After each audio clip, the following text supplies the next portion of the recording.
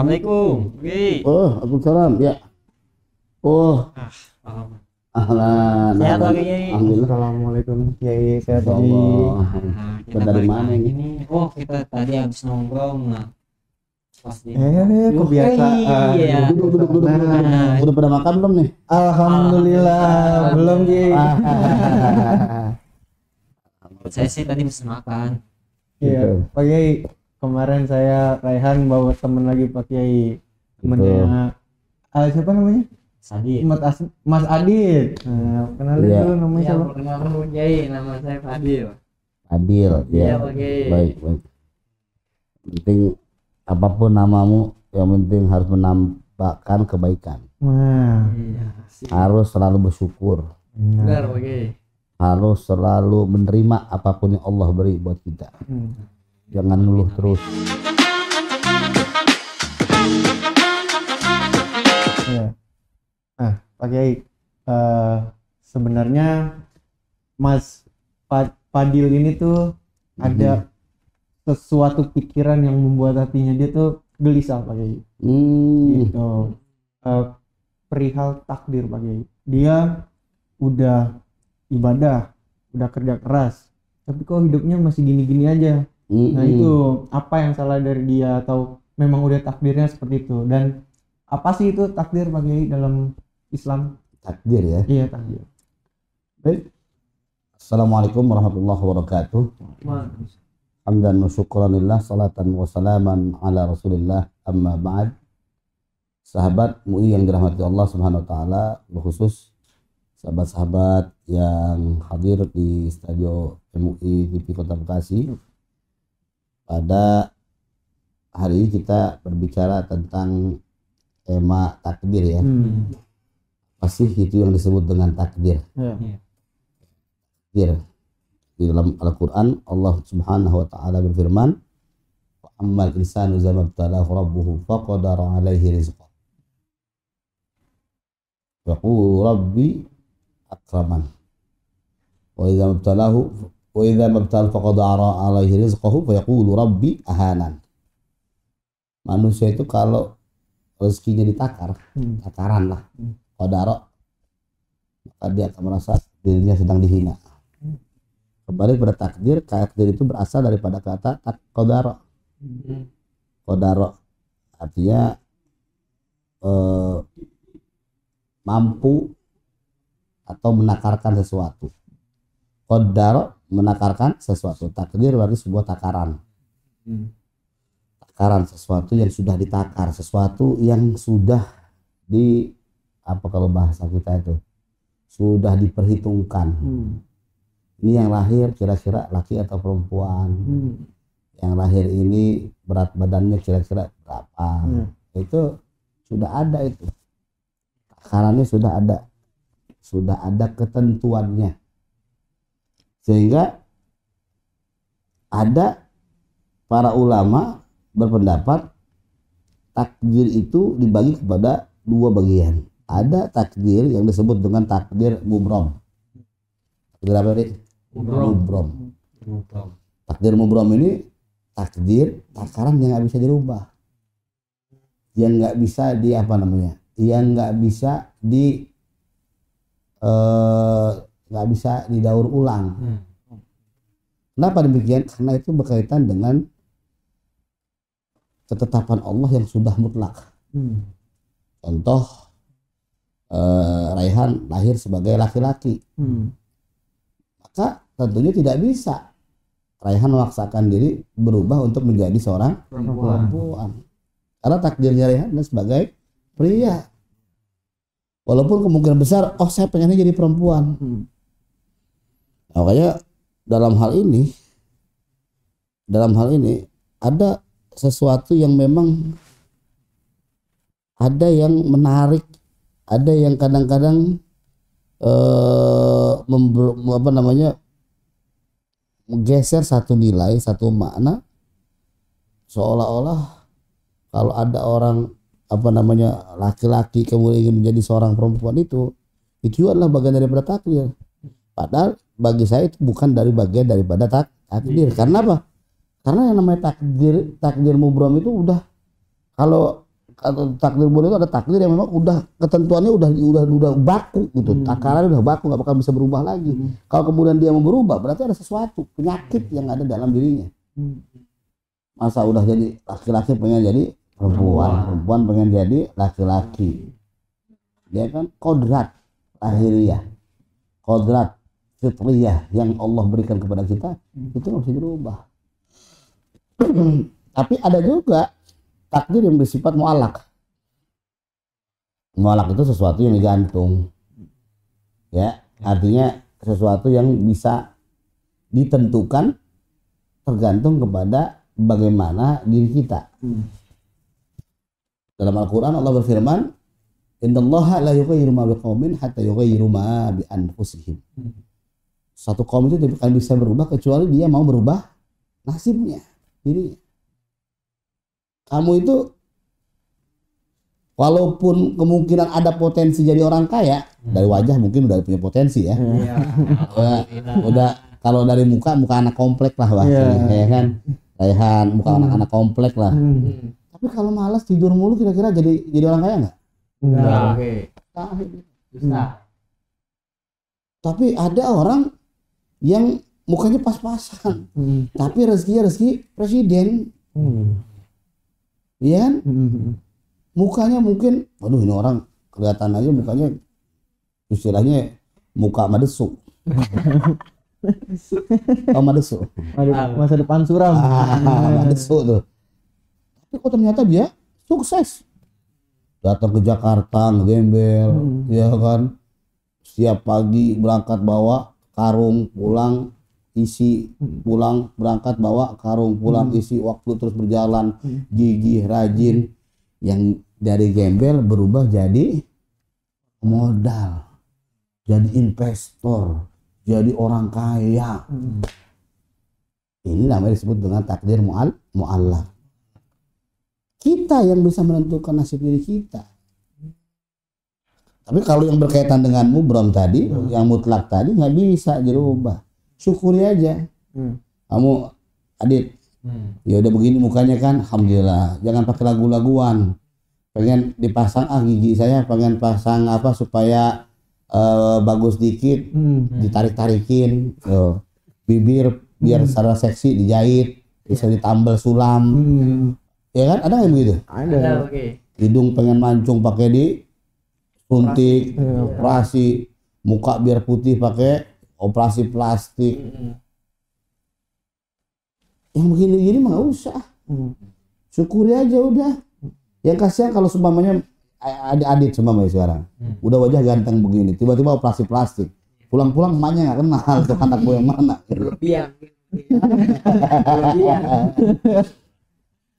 Lagu-laguan.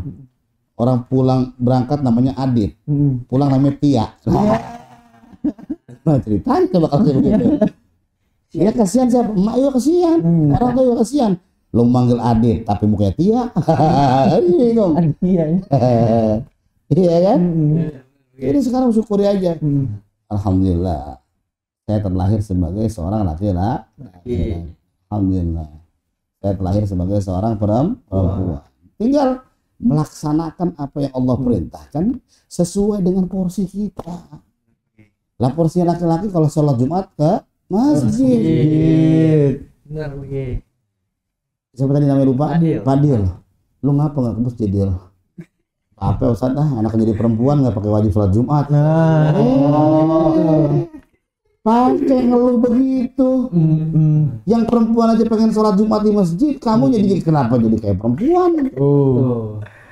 Begitu juga? Enggak. Ada nggak yang begitu? Ada nggak? Ada. Pastinya ada. Ada kan? Udah enak kita jadi laki-laki datang ke masjid. Jihadnya kita sekarang itu ke masjid. Pakai apa namanya? Pakai ngeluh. Ngeluhnya gimana? Ya enak banget lah perempuan mau gak wajib ke masjid ya. Lah. Berarti dia tidak bisa menerima takdir mubram yang Allah sudah tetapkan tadi. Ya enggak? Laki-laki maaf, laki-laki mau Allah kasih sperma. Itu kan takdir tuh. Pakai pengen dipotong tuh spermanya supaya pengen dikebiri. Orang pengen punya anak banyak. Iya. Takdir kita udahlah. Takdir kita ini punya sperma, kemudian apa yang kemarin kita bahas, memproduksi menjadi bagian daripada keturunan Nabi Muhammad, apa namanya, umat daripada Nabi Muhammad SAW. Memperbanyak keturunan untuk menjadi umat Nabi Muhammad SAW. Jangan yang aneh-aneh lah hadits ya. Jangan ada kamar udah kamu hidung kamu udah cakep, mata kamu udah bagus ya nggak? Jangan pakai bibir pengen seksi dipakai ditambel-tambel.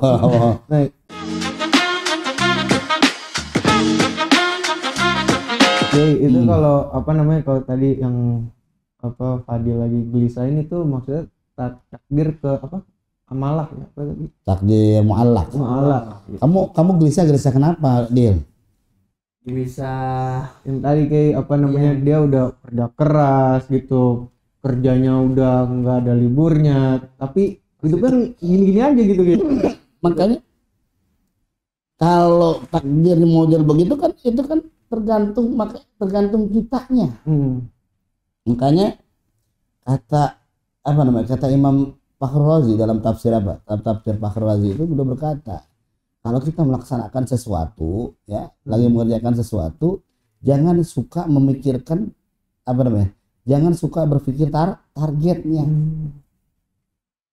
Kalau kita melaksanakan sesuatu, kerjakan aja apa yang sudah kita lakukan. Posisi kita sekarang sebagai pelajar, maka belajarlah yang baik. Nggak usah kemudian saya belajar supaya jadi kaya, nggak usah begitu. Urusan kaya, urusan sukses itu urusan siapa?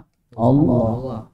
Saya mau cerita tentang Nabi Ibrahim. Nabi Ibrahim itu ya, di saat beliau membangun Ka'bah, ya kan, beliau bertanya kepada Allah, arina manasikana. Ya Allah, tunjukkan kepada kami manasiknya kami. Artinya jalan-jalan ibadah kami itu setelah membangun Ka'bah ini seperti apa. Tapi walaupun demikian bukan berarti beliau bertanya seperti itu untuk apa? Untuk mempermalas, untuk membuat dirinya kecil hati, tidak, tapi justru sebagai sumber pengetahuan supaya dia mengerti bahwa kedepannya harus seperti ini. Jadi dia nggak pernah mengeluh ketika dia disuruh untuk membangun Ka'bah, ya kerjakan aja apa yang sudah Allah tetapkan kepadanya. Kalaupun ada pengetahuan ilmu yang kemudian Allah perintahkan kepadanya, seperti disuruh menyeru orang untuk berhaji, lalu kemudian ditunjukkan Arafah, ditunjukkan Madinah segala macam, itu semata-mata adalah adalah bagian daripada ru'yatul ilmi, pandangan ilmu dan pengetahuan. Jadi orang kalau udah tahu, misalnya sekarang kita belum pernah pergi ke Mekah, tiba-tiba hari ini kita belajar tentang Mekah Madinah, satu hari kemudian kita diundang berangkat ke Mekah dan Madinah, karena kita sudah ada ilmunya, kira-kira kagok apa enggak? Karena sudah ada ilmunya. Sudah ada ilmunya. Ketika kita sholat, tujuan sholat itu bukan jadi orang kaya. Tujuan sholat itu adalah supaya kita menjadi manusia yang bersyukur kepada Allah. Tujuan kamu bekerja, sekarang tujuan kamu bekerja bukan menjadi konglomerat. Tujuan kamu bekerja itu supaya kamu bisa mendapatkan penghasilan, ya kan? Supaya kamu bisa merubah nasib kamu. Nah, supaya seperti itu kamu kerja aja yang benar. Ya, kerja aja yang benar. Kalau kamu kerjanya hanya memikirkan supaya kapan gajian, akhirnya pas kerjanya begitu nggak gajian nggak mau kerja, masih lama. Akhirnya pimpinan perusahaan juga kesel sama dia. Ini bocah ngapa ya? Asal kerja baru hari pertama habis gajian bolos. Mau deket gajian masuk. Coba kerja ya kan, 1 tahun, 2 tahun, 3 tahun, kemudian ada sedikit perubahan. Wah, ini bocah hebat amat ya. Kok di tangan dia kegiatan berjalan, akhirnya diangkat, naik segala macam. Makanya kata Imam Syekh Abdul Qadir Al-Jailani ya, dalam kitabnya itu, dalam Faidul Rahman itu beliau katakan begini, jangan pernah minta sehat di saat sakit. Jadi kalau ibadah, misalnya kita ibadah itu jangan pernah bertanya kapan doa saya dikabul. Kalau lagi sakit jangan bertanya kapan saya sehat. Nikmati aja rasa sakit itu. Nikmati. Mungkin inilah waktunya saya beristirahat. Alhamdulillah ya. Kau berikan saya waktu untuk beristirahat. Kalau udah seperti ini nggak bakal galau lagi. Karena apa? Karena dia tahu apa yang terjadi pada dirinya semua itu adalah kehendak Allah. Tinggal bagaimana supaya ya kalau tahu ini kehendak Allah, bagaimana kita mensyukuri itu. Iya nggak? Waktunya sholat, waktunya kerja, waktunya makan, disuruh makan nggak mau. Waktunya makan malah main game, waktunya main game malah makan, kan nggak proporsional. Sedangkan kita menjadi seorang muslim, ya, menjadi seorang muslim harus menjadi muslim yang proporsional. Kapan di saatnya kita melaksanakan perintah? Allahu Akbar, masuk waktu zuhur, sholat. Jangan jam 10 udah sholat zuhur. Berarti dia tidak mengamalkan agama dengan benar. Kesel. Ya kenapa sih takdirnya zuhur harus jam 12 siang? Kenapa nggak jam 10 aja? Dia nggak? Terus kenapa harus sabar sih? Kenapa nggak langsung kaya aja? Wah, kalau langsung kaya menjadi anak raja ya dulu. Jadi anak raja aja kadang-kadang kalau bangkrut kayak di Nepal. Iya. Enggak? Namanya dunia coba. Ini semua ketentuan ada di tangan Allah. Habis bikin flexing, habis joget-joget di TV, Gen Z ngamuk, akhirnya si raja dikejar-kejar. Menteri Keuangan ditelanjangin, Menteri Sekolah ditelanjangin. Tuh. Iya enggak? Iya, oke. Habis gelap terbitlah terang. Kalau di Nepal terbalik tuh pejabatnya tuh. Habis terang terbitlah gelap. Iya kan? Iya. Oke. Itu karena coba karena dia nggak pernah mensyukuri nikmat Allah tuh. Dan mensyukuri nikmat Allah itu bukan dengan cara yang berlebihan. Mensyukuri nikmat Allah itu dalam surat apa namanya? Dalam surat Al-Maun. Dalam surat Al-Maun apa kata Allah? Ara'aital ladzi yukadzibu bid-din fadzalika alladzi yad'ul yatim. Kan ini kan sindiran buat orang-orang yang munafik. Punya duit pelit. Iya kan? Dulu waktu masih susah pengen kaya. Ya Allah takdirkan aku jadi orang kaya. Begitu diijabah, dikabul jadi orang kaya kayak salabah. Iya kan? Lu bayar zakat, enak kayak zakat. Gua kerja dewek, kagak ada yang bantuin nyari rumput, gua sendiri-sendiri. Emang lu yang bawa gue nyari rumput, kata dia gitu. Jadi kata Muhammad, wala ya salabah, wala ya salabah. Celaka salabah. Ngomong Nabi, begitu kata Nabi celaka, habis kambingnya coba. Itu. Karena dia menganggap semua itu boleh dia. Di dunia ini semua aturan itu adalah ketentuan daripada Allah. Baik buruknya itu adalah minallah, khairihi wa syarrihi. Tinggal kita bagaimana menyikapi. Tapi yang tadi itu sesuatu yang mungkin, ya sesuatu yang tidak mungkin bisa menjadi mungkin ketika itu berkaitan dengan takdir yang bersifat mu'allaq tadi. Seperti tadi. Etos kerja yang baik bisa mendorong kita menjadi orang yang sukses. Tapi etos kerja yang malas, maka orang yang pintar di kelas bisa menjadi bangkrut, bisa menjadi gagal. Ya enggak? Bang Rehan punya ranking waktu SD 6 semua, bahkan 5. Cenderung istilahnya kata orang cupu.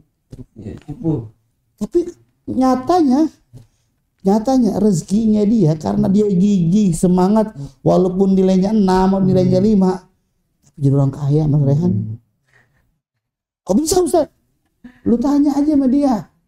Bangun pagi habis sholat subuh, Masya Allah, udah mana-mana keliling bawa karung.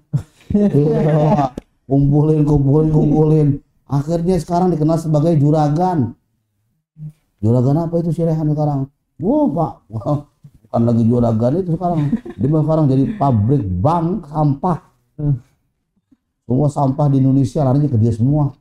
Coba bayangin di Indonesia yang sebekasi aja udah kaya raya, apalagi Indonesia. Paham itu ya? Ada lagi?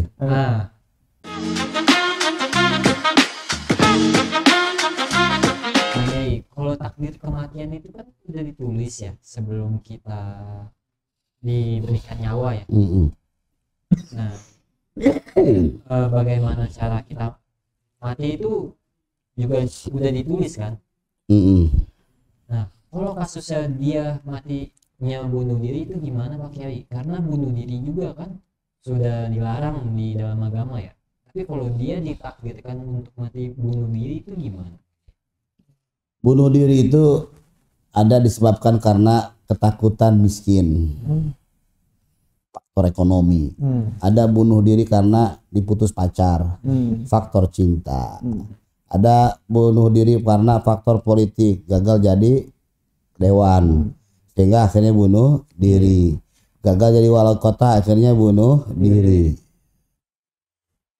Sesuatu yang tidak normal maka disebut dengan abnormal.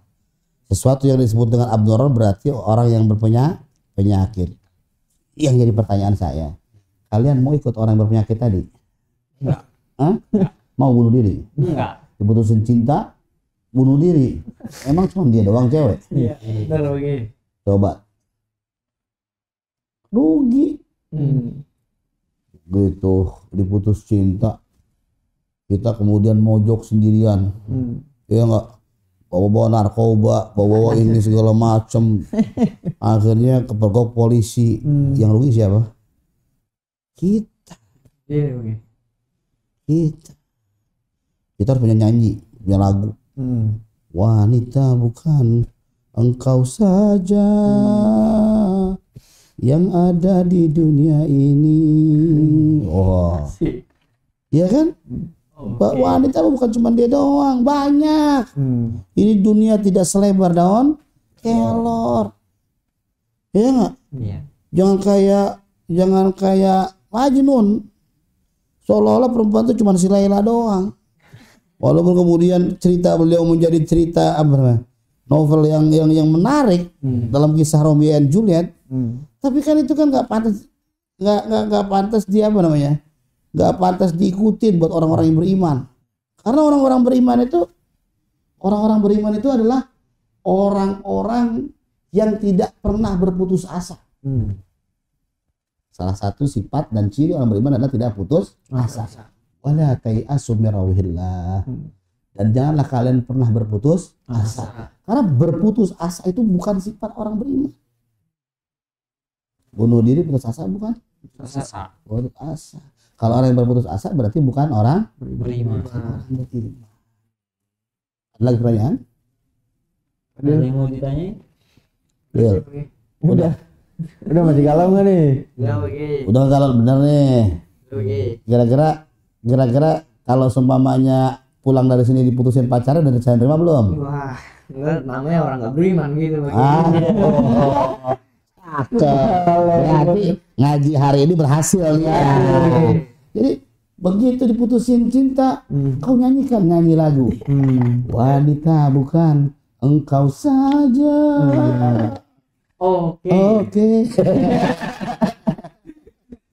Ya, saya rasa kita ini hidup enjoy aja. Kalau kita mengikuti aliran air, anggap aja itu takdir tuh.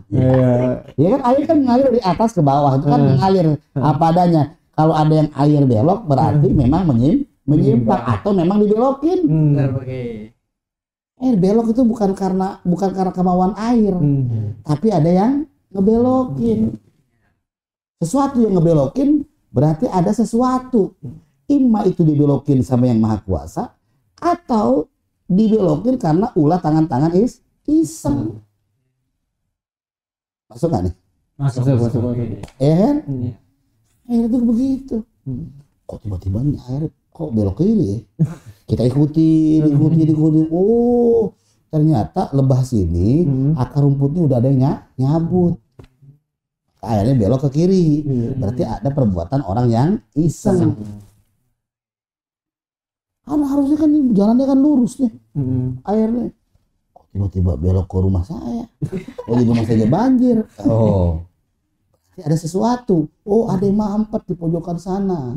Ada orang buang sampah sembarangan. Sehingga si air belok ke kiri, belok ke kanan, masuk ke gorong-gorong perumahan. Yang seharusnya rumahnya nggak banjir jadi banjir. Kenapa bisa seperti itu? Bukan takdir. Itu mah karena ada sesuatu yang iseng. Kalau Allah mentakdirkan sesuatu pasti ada hikmahnya. Khairihi wa syarrih. Kematian ada hikmahnya. Takdir mati, siapa yang mau mati? Orang pengennya hidup terus. Ya enggak? Kalau mati siapa yang mau mati? Tapi apa hikmah di balik kematian? Mau nggak mau kamu pasti akan mati. Mau nggak mau kamu akan menghadapi yang namanya kematian. Mau nggak mau kita harus mempersiapkan kematian. Berbuat baik, ya kan? Tapi kemudian dibikin kita lupa dengan kematian, dibelokin otak kita, dibikin akal kita seolah-olah nggak ingat kematian. Udah happy. Asal pulang dari kantor, kita fly, joget sampai pagi, habis sekian blok tidur, bangun jam 11, datang lagi ngantor, sholat. Nah, kalau udah seperti ini berarti ada sesuatu yang apa? Yang mendompleng. Mendoya. Ada sesuatu yang, nah ketika tahu, kita sadar ada yang salah dalam diri kita. Apa kata Allah? Wasari'u ila maghfiratin min rabbikum wa jannatin 'arduha as-samawati wal ardh. Cepetan kembali ke jalan Allah. Supaya kita tidak tersesat. Saya rasa itu ya. Setelah takdir insyaallah Raihan, Adit, kemudian Fadil insyaallah bisa lah untuk menerima, menjalani apapun yang sudah Allah tetapkan ini dengan sebaik-baiknya. Karena beriman kepada perkara yang berkaitan dengan takdir tadi itu adalah bagian daripada rukun iman yang keenam, yang kelima. Oke? Kita minta kepada Allah, mudah-mudahan kita yang hadir di studio ini mudah-mudahan selalu diberikan keberkahan dan ridha dari Allah Subhanahu wa taala. Allahumma hdina fi man hadait, wa afina fi man afait, wa tawallana fi man tawallait, wa barik lana fi ma atait. Allahumma hdina as-siratal mustaqim, siratal ladzina an'amta 'alaihim ghairil maghdubi 'alaihim waladdallin. Rabbana atina fid dunya hasanah wa fil akhirati hasanah wa qina adzabannar. Wa sallallahu ala Muhammadin wa ala alihi wa sahbihi wa barik wa sallim. Alhamdulillahi rabbil alamin. Kita tutup dengan kafaratul majlis. Subhanakallahumma wa bihamdika asyhadu an la ilaha illa anta astaghfiruka wa atubu ilaik. Allahumma waffiq li thariq. Assalamualaikum warahmatullahi wabarakatuh. Salam. Pak Kiai, kita juga pamit dulu. Baik. Jadi kita mau lanjutin takdir kita ngopi di warkop. Ini sama mualak ini. Nyampe bannya kempes. Ngopi. Terima kasih Pak Kiai waktunya. Mari. Izin pamit. Mari. Salam.